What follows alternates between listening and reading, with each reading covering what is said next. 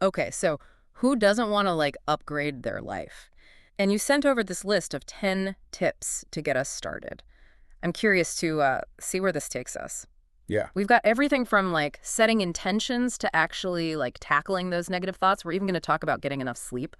Hopefully we can squeeze that in right now. Well, what I find interesting about this list is that these tips aren't just trendy self-help fluff. Right. They're actually backed by research, ancient wisdom.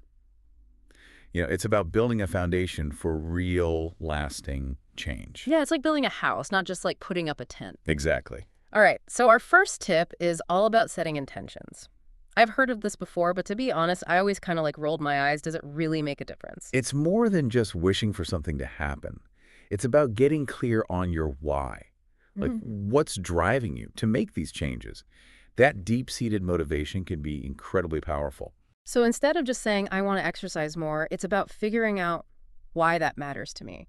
Maybe I want to have more energy to play with my kids, or maybe I want to feel more confident in my own skin, right? It's about that deeper purpose. Exactly. And your source actually gave a great example. If you want to cultivate more positivity, your intention could be, I will approach today with an open heart and a grateful mind. It's like setting the internal compass for your actions. I can see how that would make a difference. Instead of just going through the motions, you're bringing that intention into everything you do. Right. So, listener, what intention could you set right now to shift your day? Take a moment to think about it, really. What matters most to you? What change do you want to see in your life? And why is it important? All right, next up is journaling. Full disclosure, I used to think this was just for angsty teenagers or people writing memoirs, but there's got to be more to it, right? There is. Journaling is a powerful tool for self-awareness. It goes way beyond just venting emotions. Oh, Think of it as a direct line to your subconscious. By writing things down, you can uncover patterns and triggers that you might not have even noticed before. so it's not just about getting stuff off your chest. It's about actually understanding yourself better. Exactly. That makes a lot of sense, especially for someone who loves to learn and explore like you, listener. It's about identifying those recurring negative thoughts that might be holding you back, or recognizing the situations that consistently drain your energy. Yeah. That awareness is gold for making real change. Okay, I'm starting to see the value here. It's like having a personal therapist you can access anytime, anywhere, and you don't even have to make an appointment. Right. Now, our next tip is one that always gets me excited: gratitude. And for good reason. There's a fascinating amount of research showing the benefits of practicing gratitude. Yeah. It's not just about feeling good. It actually impacts your brain chemistry. Wait, really? So being grateful can actually change my brain? Absolutely. Studies have shown that practicing gratitude can lead to increased levels of dopamine and serotonin, those feel-good neurotransmitters that Yeah. play a key role in happiness and well-being. So it's not just woo-woo stuff, there's actual science behind it. Oh, yeah. That's pretty amazing, and it's so simple. Anyone can do it. One easy way to start is by incorporating a gratitude practice into your daily routine. A simple exercise is to write down 3 things you're grateful for every day. Okay. Could be anything. Your health, your family, a sunny day. Okay. Challenge accepted. I'm going to try that tonight. Speaking of challenges, our next tip is about identifying roadblocks. Now, this one might not be as fun as gratitude, but it's definitely important. It's about getting honest with yourself Yeah. and uncovering those hidden habits, beliefs, or even situations that are preventing you from reaching your full potential. I think we all have those things. Yeah. Those little voices in our heads telling us we're not good enough or that we'll never achieve our dreams. And those voices can be incredibly powerful, even if they're not based in reality. This is where journaling can be incredibly helpful, as we discussed earlier. Yeah. By writing things down, you can start to see those patterns emerge and then work on dismantling them. So if I notice that I constantly talk myself out of trying new things because I'm afraid of failing, I can start to challenge those beliefs and work on building my confidence. Precisely. It's about becoming aware of those self-sabotaging behaviors and replacing them with more empowering ones. All right, enough with the deep thinking for a minute. Let's get physical. Our next tip is all about physical activity. Now, I'll admit, I'm not exactly a gym rat. But you understand the importance of movement, right? Oh, absolutely. Even just going for a walk or doing some yoga can make a huge difference in how I feel, both physically and mentally. And there's a growing body of research showing the powerful link between movement and mood. Exercise releases endorphins, which have mood-boosting effects. Okay. It can also reduce stress, improve sleep, and even boost cognitive function. So it's not just about looking good in a swimsuit, it's about feeling good in your own skin. Ex- And it doesn't have to be strenuous. Even short bursts of activity throughout the day can have a significant impact on your overall well-being. Right. So instead of sitting at my desk for hours on end, I can take a few minutes to stretch, walk around the block, or even just dance it out in my living room. Exactly. Find something you enjoy and make it a part of your daily routine. And speaking of feeling good, our next tip is all about mindfulness. Now, I used to think mindfulness was just about meditating on a mountaintop, but I'm starting to realize it's a lot more accessible than that. Mindfulness is simply about being present in the moment, without judgment. Okay. It's about noticing your thoughts, feelings, and sensations without getting swept away by them. So instead of constantly worrying about the future or dwelling on the past, I can bring my attention to the present moment and appreciate what's happening right now. Exactly. And there are many ways to practice mindfulness, from formal meditation to simply paying attention to your breath throughout the day. That sounds a lot less intimidating than I imagined. Yeah. And what are the benefits of practicing mindfulness? Mindfulness has been shown to reduce stress, improve focus, increase emotional regulation, and even boost compassion. Wow. Those are some serious benefits. I'm definitely going to have to give this a try. And the great thing is you can start small. Even just a few minutes of mindful breathing each day can make a difference. I'm feeling more relaxed already. All right, our next tip is one that I know I need to work on. Sleep. Sleep, the foundation of good health and well-being. Yet, so many of us sacrifice it in our busy lives. I'm definitely guilty of that. I often stay up late working or scrolling through social media, even though I know I should be getting more rest. It's understandable. We live in a culture that glorifies busyness and productivity. But the truth is, we can't function at our best without adequate sleep. So it's not just about feeling less tired, it actually impacts our performance. Absolutely. During sleep, our brains consolidate memories, repair cells, and release hormones that regulate growth and appetite. When we don't get enough sleep, our cognitive function, our mood, and even our physical health can suffer. And the source specifically recommends aiming for 8 to 9 hours of quality sleep each night. Yeah. I think I'm averaging about 6 or 7 right now, so I definitely have some room for improvement. Even increasing your sleep by 30 minutes to an hour can make a noticeable difference. Okay, challenge accepted. I'm going to prioritize getting more sleep, even if it means cutting back on some late night Netflix binges. And your body will thank you for it. All right, next up, time management. Now, this one's a bit of a struggle for me. I always feel like there's not enough time in the day to get everything done. Time management isn't about cramming more into your schedule. It's about being intentional with your time and Okay. making sure you're focusing on the things that truly matter.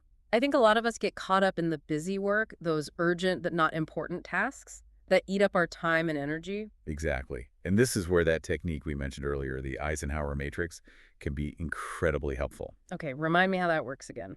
It's all about categorizing your tasks based on urgency and importance. Okay. You have 4 quadrants: tasks that are both urgent and important, tasks that are important but not urgent, tasks that are urgent but not important, and tasks that are neither urgent nor important. So it's about figuring out where to focus my energy first, Right. right? The urgent and important stuff obviously gets top priority, but what about those important but not urgent tasks? Those are the tasks that often get pushed aside, but they're the ones that contribute to our long-term goals and values. Things like planning for the future, working on personal projects, or even just taking some time for self-care. So instead of always reacting to whatever crisis comes up, I can make time for those things that will actually move me closer to my goals. Exactly. And by delegating or eliminating those tasks that are neither urgent nor important, you can free up even more time and energy. That makes a lot of sense. I'm definitely going to try using the Eisenhower matrix to organize my to-do list. Now, our next tip is something that I think we all struggle with from time to time: challenging negative thoughts. Our minds are powerful tools, but they can also be our worst enemies. Yeah. We all have that inner critic that loves to point out our flaws and tell us we're not good enough. Oh, tell me about it. Mine's a real chatterbox. I can be having a perfectly good day, and then suddenly that voice pops up and starts telling me I'm going to mess everything up. It's a common experience, Yeah. and it's all part of being human. Hmm. But the good news is, we don't have to believe everything our minds tell us. So how do we actually challenge those negative thoughts? Do we just tell them to shut up? It's a bit more nuanced than that. Okay. The first step is awareness. Okay. Start paying attention to your thoughts throughout the day. Hmm. When you notice a negative thought popping up, pause and ask yourself, is this thought helpful? Hmm. Is it based in reality? So it's like becoming a detective of my own mind, Exactly. examining the evidence before I jump to conclusions. Once you've identified the negative thought, challenge it. Okay. Look for evidence that contradicts it. Ask yourself, what would I say to a friend who is having this thought? That's a great point. I'm always much kinder to my friends than I am to myself. And finally, replace the negative thought with a more balanced or positive one. It doesn't have to be overly optimistic, just something that's more realistic and supportive. So if I catch myself thinking, I'm going to fail this presentation, I could reframe it as, I've prepared well and I'm going to do my best. Exactly. It's about shifting your perspective from self-criticism to self-compassion. And with practice, it gets easier to catch those negative thoughts before they spiral out of control. It's like building a muscle, right? Precisely. Cognitive restructuring is a skill that takes time and effort to develop, but the rewards are well worth it. It can significantly impact your mood, your relationships, and your overall well-being. Wow. We've covered a lot of ground already, from setting intentions to challenging negative thoughts. It's amazing how much is involved in this journey of self-improvement. And we're just getting started. That's right. We'll be back soon with part 2, where we'll delve even deeper into these amazing tips. Stay tuned. See you then. Welcome back to our deep dive into improving your life. In part 1, we talked about setting intentions, journaling, gratitude, identifying roadblocks, physical activity, mindfulness, and even the importance of sleep. Ooh, we really did cover a lot of ground. I'm feeling inspired already. You know that Eisenhower matrix you mentioned in part 1 really stuck with me? It seems like such a simple but effective way to prioritize tasks. I'm curious to hear more about it. It's a great tool for taking control of your to-do list Yeah. and ensuring that you're spending your time on the things that truly matter. Yeah. A lot of people get bogged down in those urgent but not important tasks, Right. the ones that feel like they need immediate attention but don't actually contribute to our long-term goals. Oh, I know those all too well. Emails, phone calls, that pile of paperwork that keeps growing on my desk. Right? It feels like I'm constantly putting out fires, but never actually making any real progress. Exactly. But the Eisenhower matrix helps you step back and evaluate your tasks more strategically. Remember, it's all about those 4 quadrants. Right. Urgent and important. Important but not urgent. Urgent but not important. And neither urgent nor important. So walk me through it. How do I actually use this in my everyday life? Okay, let's start with the first quadrant, urgent and important. Okay. These are the things that demand immediate attention, like deadlines, crises, anything that could have serious consequences if not dealt with right away. Okay, that makes sense.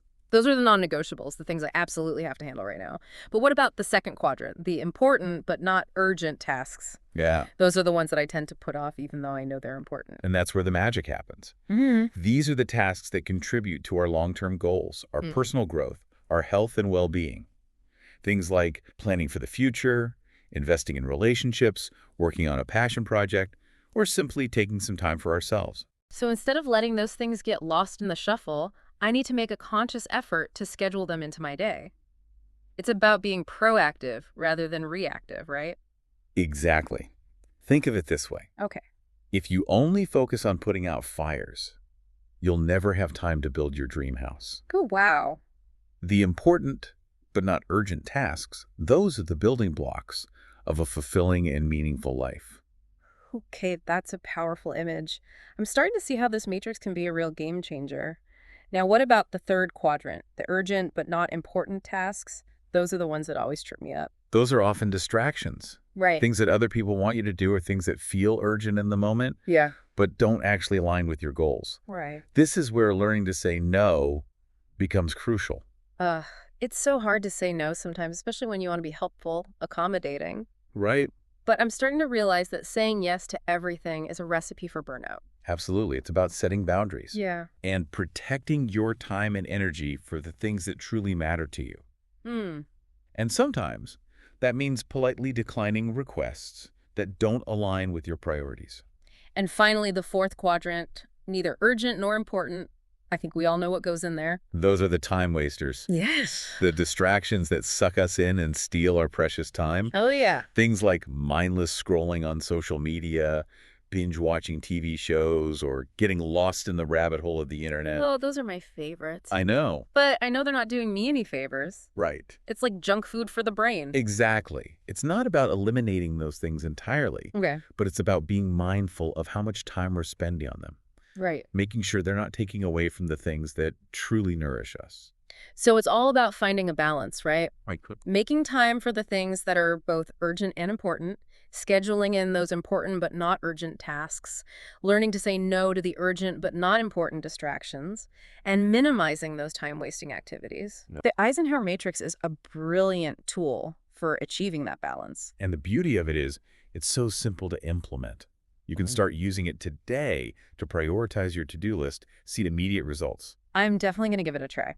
Now, let's talk about something that can be a real game changer in terms of our overall well-being: challenging negative thoughts.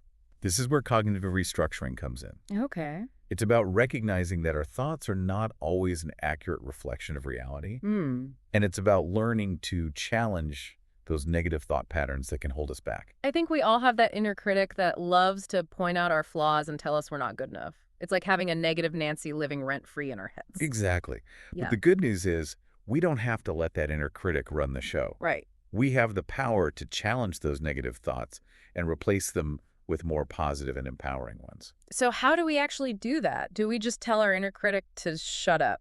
It's a bit more nuanced than that. Okay. The first step is awareness. Start paying attention to your thoughts throughout the day. Mm.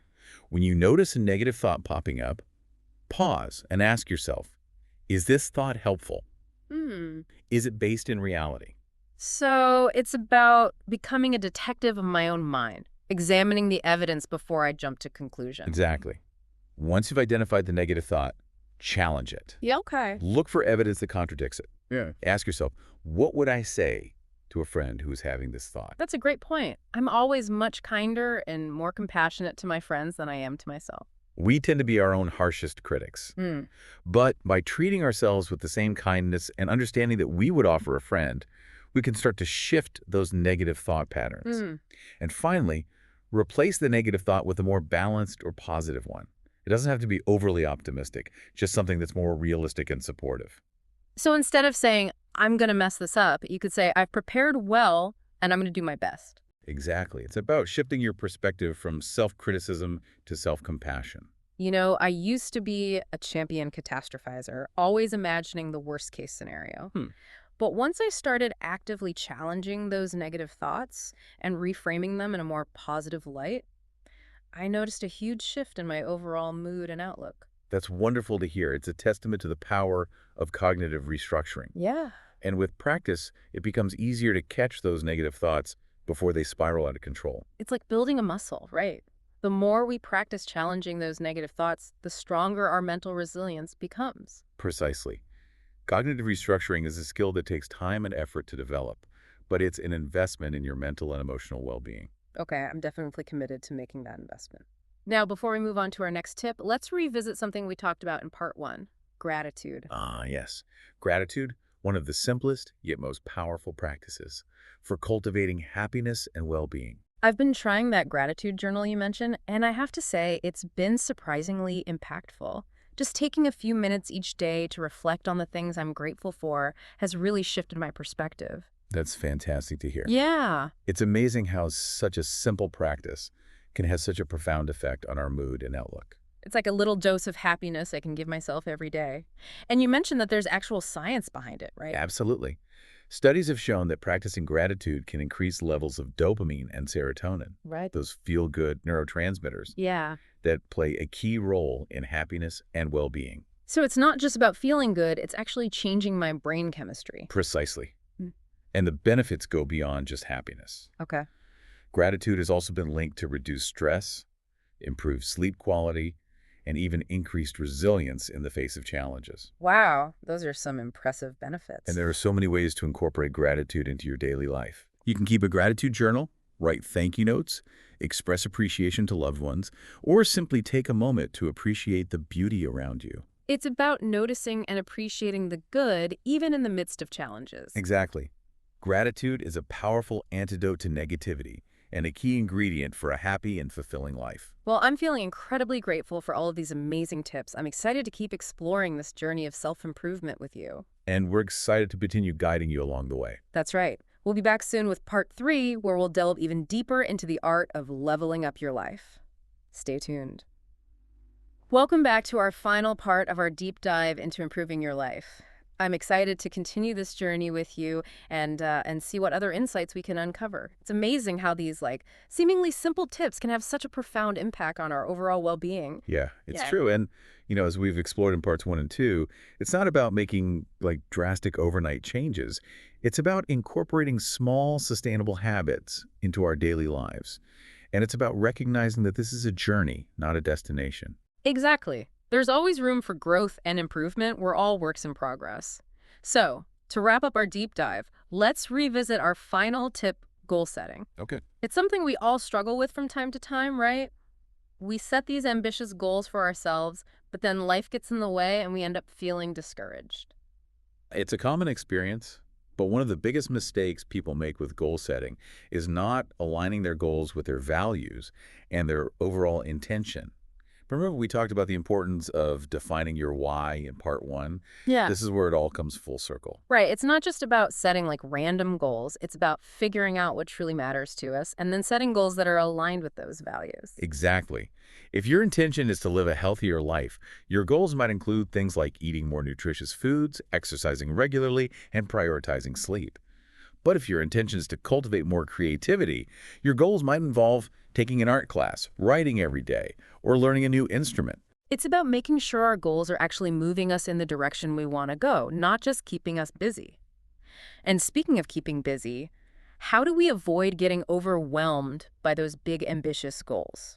One of the most effective strategies is to break those big goals down into smaller, more manageable steps. It's the classic advice of, how do you eat an elephant? Yeah, One bite at a time. I love that analogy. It's so true. When we focus on taking small, consistent actions, those big goals suddenly seem a lot less daunting. And it's about celebrating those small wins along the way. Mm-hmm. Every step forward, no matter how small, it's a reason to acknowledge your progress. Yeah. Give yourself credit for the effort you're putting in. I used to be a big fan of the all or nothing approach. I'd set these huge goals for myself, and if I didn't achieve them perfectly, I would feel like a complete failure. But I'm learning that progress is not always linear. There will be setbacks, there will be challenges, and that's okay. Yeah. It's all part of the process. Absolutely. It's about being kind and patient with yourself. Remember, change takes time and effort, and the most important thing is to keep moving forward, one step at a time. And to remember that we're not alone on this journey.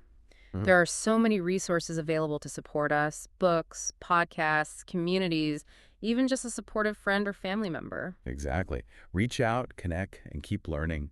The journey of self-improvement is a lifelong adventure, and we're all in this together.